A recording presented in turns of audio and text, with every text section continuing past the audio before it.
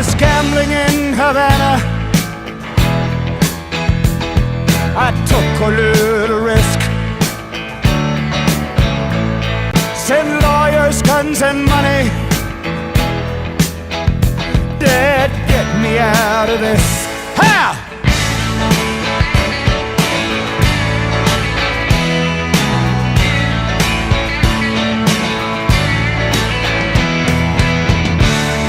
I'm the innocent bystander. Somehow I got stuck between the rock and the hard place, and I'm down on my luck. Yes, I'm down on my luck. Well, I'm down on my luck. I'm hiding in Honduras. I'm a desperate man. Send lawyers, guns and money. This shit has hit the fan.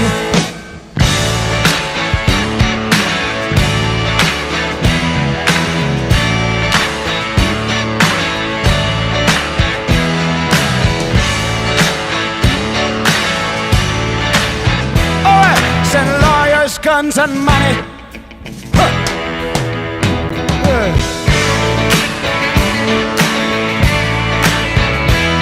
Send lawyers, guns and money.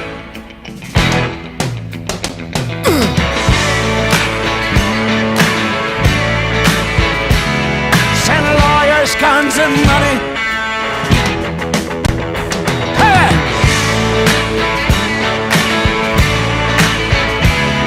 Send lawyers, guns and money. Oh! Yeah.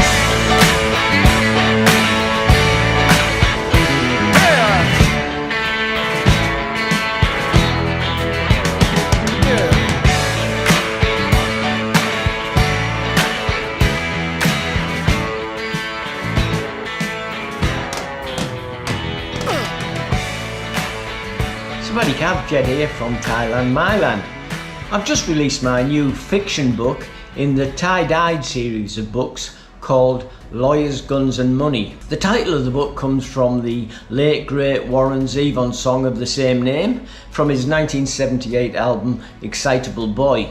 If you like great music, I recommend that you take a listen to Lawyers, Guns and Money and many others of Warren Zevon's songs, as he was a great talent. Sadly, Warren Zevon died of mesothelioma or heart cancer in 2003. The book features Lieutenant Chai Son Sinuan of the Royal Thailand Police, an incorruptible policeman in a notoriously corrupt police force. And because of his stance against corruption, many of Son's fellow police officers resent that he is uncorruptible, including his commander officer, Colonel Satang, who only tolerates him because of his unprecedented record of catching criminals, which the Colonel capitalises on and then takes the credit for. Son, who is a devout Theravada Buddhist and incorruptible, is based in Shawang, on the tropical island of Koh Samui, where millions of Farang tourists flock every year to soak up the sun, party and visit the lady bars, so crime and criminals are never very far away. Son is handed the toughest case of his career when on the tranquil shores of Crystal Bay, close to Lamai Beach, a woman's body floats to shore on the afternoon tide. Unnoticed, she drifts close to the many tourists taking advantage of the tepid water to try to cool down in the hot mid-afternoon sun. She's naked except for a Buddhist amulet around one of her wrists and a silk scarf tied tightly around her neck. And she has distinctive Sak Yant tattoos down her back. It looked like a straightforward case of a bar girl taking the wrong customer home for the night, until a phone call to the Koh Samui police station from an expat husband in Bangkok saying that his wife, a high-profile prosecutor, had not been answering her phone since the previous evening and that he had contacted the management at their holiday home on the island to check on her.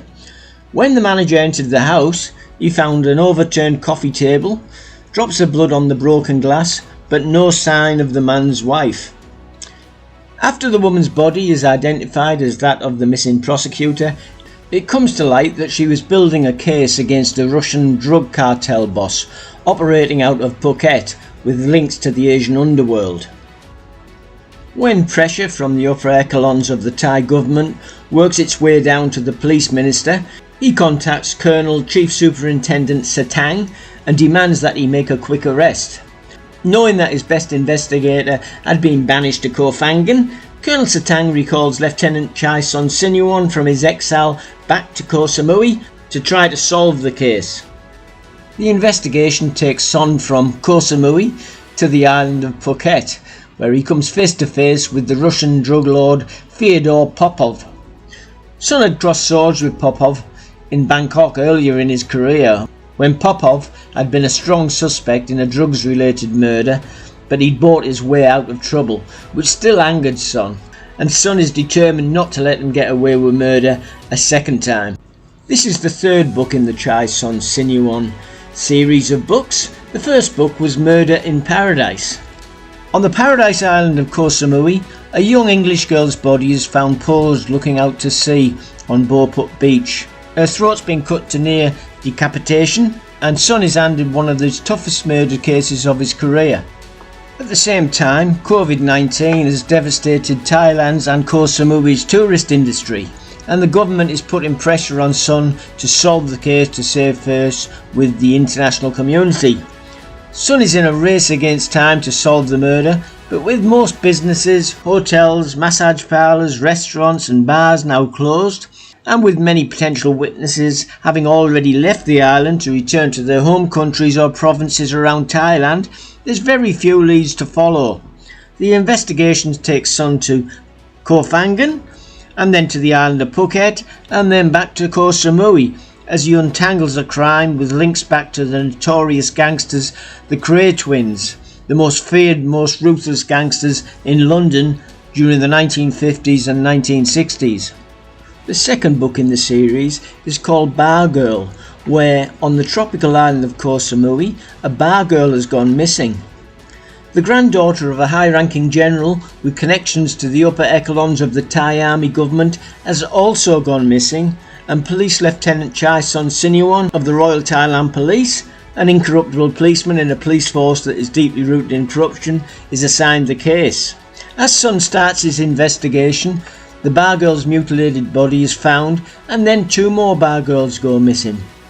To make matters worse, a German resident of Koh Samui, who is the younger brother of a government minister in the Christian Democratic Union Party in the German Bundestag, went for his usual afternoon bike ride 2 days before, and he's not been seen since.